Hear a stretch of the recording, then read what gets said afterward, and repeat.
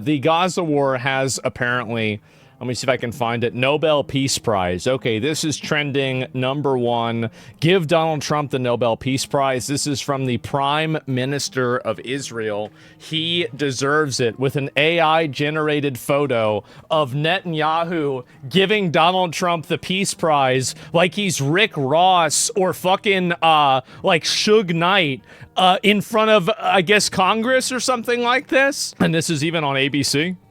Tell us about the role President Trump played in bringing all of this about.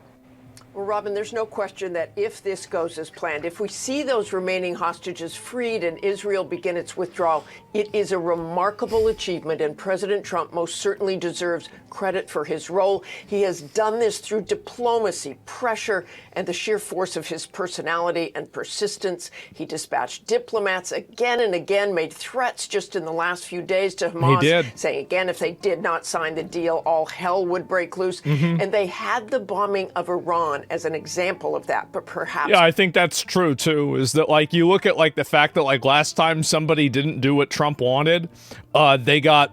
their sky started losing pixels, right?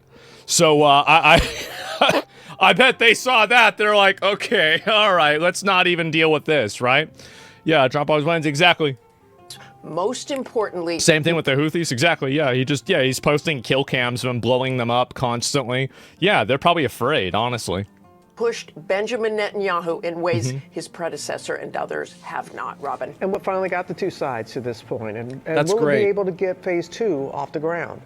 Well, you know, Robin, throughout this process, President Trump never wavered in his support for Israel, but when Netanyahu ignored much of what Trump was trying to accomplish by continuing to bomb over the last few months, Trump laid down... Do you remember whenever they were shooting off bombs with the Israel and fucking Iran peacefire? Or sorry, not peacefire. What was a peacefire? I meant ceasefire, but it was a, you know, like, basically, they were shooting off rockets. This ceasefire was supposed to end at, like, let's say 12 o'clock. They're sitting there lighting a fuse at 11:59. Oh, I've only got 13 seconds left. Send it off quick. Well, we gotta get one more in there real quick. Hammer with Netanyahu, essentially saying enough is enough. Trump had also told Netanyahu that he was opening indirect negotiations with the Iranians, which put even more pressure on the Israeli prime minister. Absolutely Obviously, ridiculous. the coming days will prove whether the rest of the plan comes to fruition. But if those hostages are freed, which would leave Hamas without their major bargaining tool, this is a huge moment for Donald Trump. Robin? Yeah, it sure is. I think that's great. If it weren't for the price, he would have nuked Iran. I mean, well, he didn't need to, and I think, like, really, that's a good thing. Nobody wants to have nuclear bombs ever used. That's horrible. Or have any, I mean, like, the best solution is diplomacy. Nobody, any sort of military intervention is, if nothing else, really expensive. It's extremely expensive. And so, no, I don't want to have any military intervention at all. Fuck that. A huge waste of fucking money. Do you think the peace will last? I think for a while it will. I mean, I don't know how long. I don't know. I hope so. Like, I think that's really the answer. Nobody can know for sure, but I think everybody can hopefully hope, right? I mean, that's really the way I would see it more than anything. CNN glazes Trump yesterday and ABC Today changing tone for sure.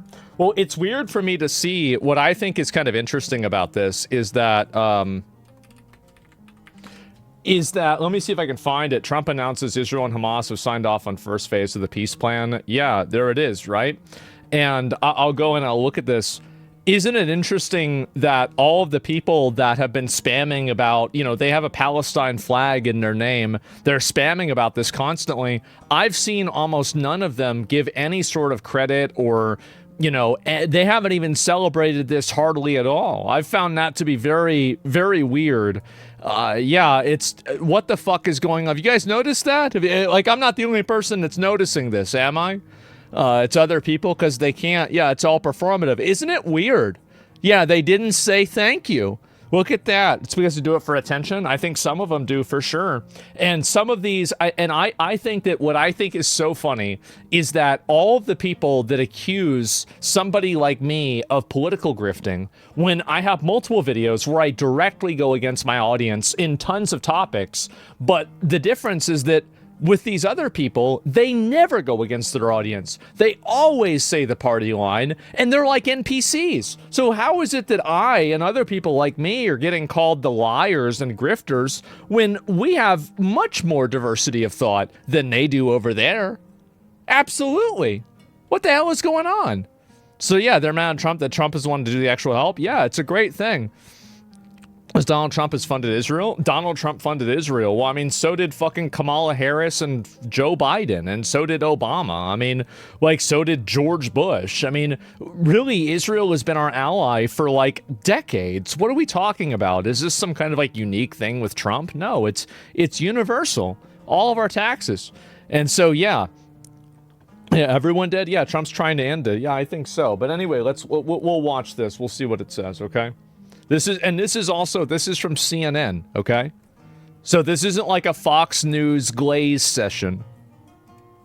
We do begin with breaking news just a few seconds ago here. President Trump has announced Israel and Hamas have signed off on what he is I'm going to take it back. We do begin with breaking news just a few seconds ago here. President Trump has announced Israel and Hamas have signed off on what he is calling the first phase of his peace plan.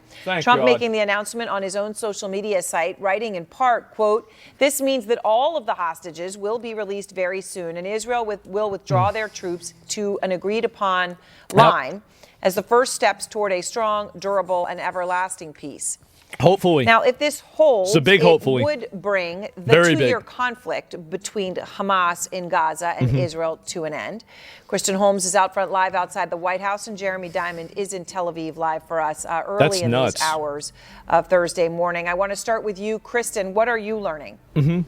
Yeah, this is what the administration has been working towards since Donald Trump took office for the second time, this first part of this peace deal. Now, of course, to keep in mind, this was a 20-point peace deal, and right now we're looking at two of the key components, this idea of a ceasefire and withdrawal of Israeli troops, as well as the hostage negotiation and getting the hostages back. That would be in exchange for Palestinian prisoners that are currently being held in Israel, something that we know Hamas almost immediately agreed to when they were looking at that plan.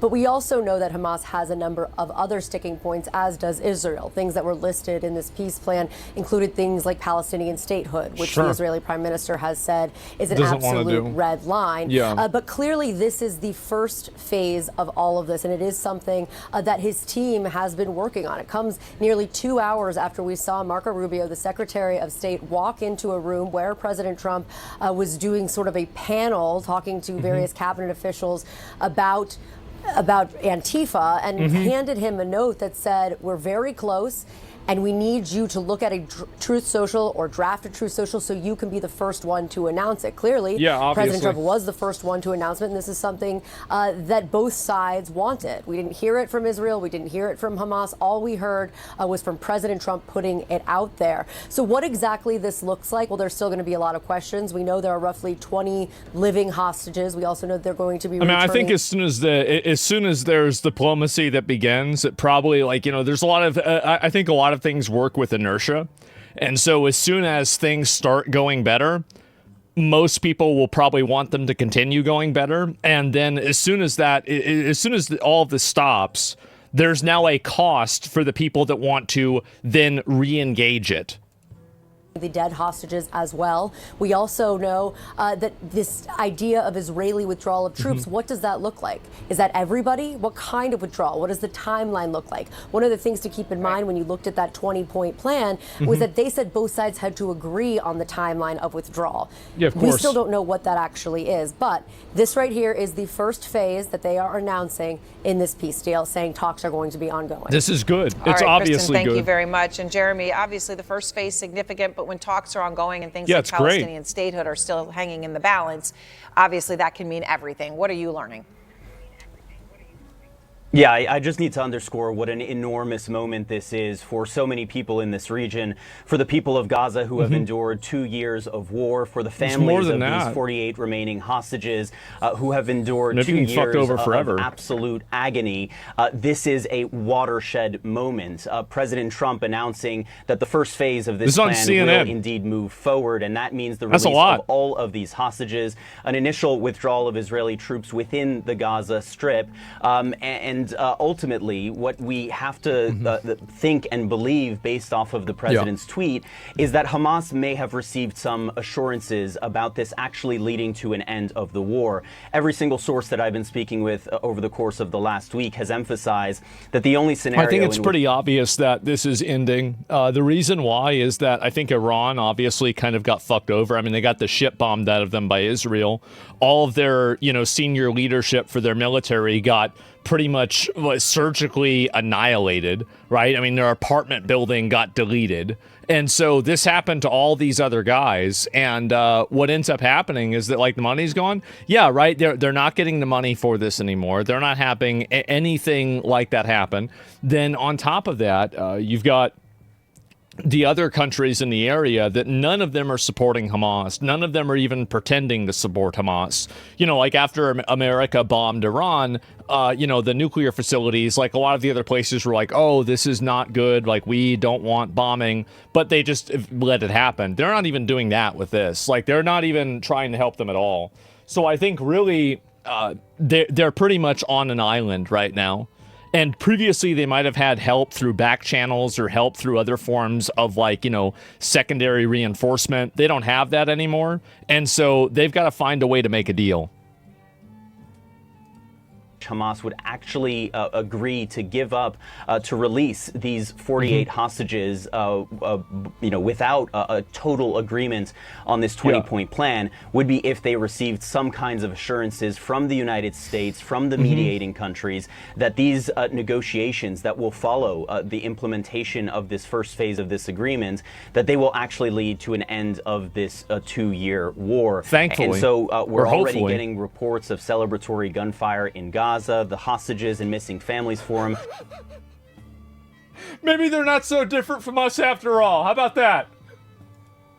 Has just put out a statement acknowledging the enormity of this moment for the families of those hostages who have waited so long, who were waiting with bated breath tonight, as so many Israelis were as well tonight. And also a message from the Israeli Prime Minister just released from his office saying, quote, "With God's help, we will bring them all home." Now, there are a number of questions as well. How quickly will the release of these hostages happen? Remember in that 20-point plan that the president released last week, it said 72 hours from the moment of agreement. A process will also need to unfold in Israel. This deal will have to come before the Israeli cabinet for a vote in order to move forward with the release of these hostages, as well as the release of the Palestinian prisoners held in Israeli prisons who will be released in exchange for them. But once again, an enormous moment and one that many in this region hope will be a turning point. And I can tell you that there is a sigh of relief and celebrations already underway over here.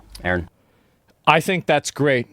I do. I think it's absolutely fucking great. I'm really happy to see this, and I think anybody who's trying to cast doubt on this and trying to make it look bad after, putting the Palestinian flag in their bio for fucking the last 2 years, I think that it's so transparently partisan, self-serving, and obnoxious, right? So start in the right direction. Yes, exactly.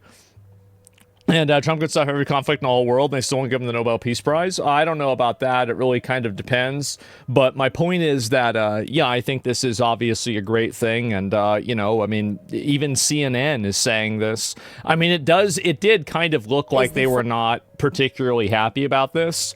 And I can easily see why. I mean, I've said this before about, like, the news, right? I mean, not only are they partisan and biased, but they're also going to be, they're going to make money whenever a big bad thing happens. So whenever big bad things stop happening, or one of them stops happening, well, now they can't cover it anymore. That's it. And so who knows, mad they can't farm anymore. Exactly. Israel just broke the ceasefire. Well, I don't know about that. I mean, I'd have to wait and see. I probably wouldn't just immediately, conclude that that's true based off of, like, something that people say in, like, 1 second. People saying Israel broke ceasefire. Israel's ceasefire broke. Is this real? 2 hours ago. If you don't already hate Israel enough, they broke ceasefire just after it started. Israel already broke the ceasefire. in my opinion, this is what I would. Is this Israel is doing what they've always done, still bombing Gaza? It's hard to know whether these videos are recent, right? I mean, this is literally just a post on social media, so it's hard to say.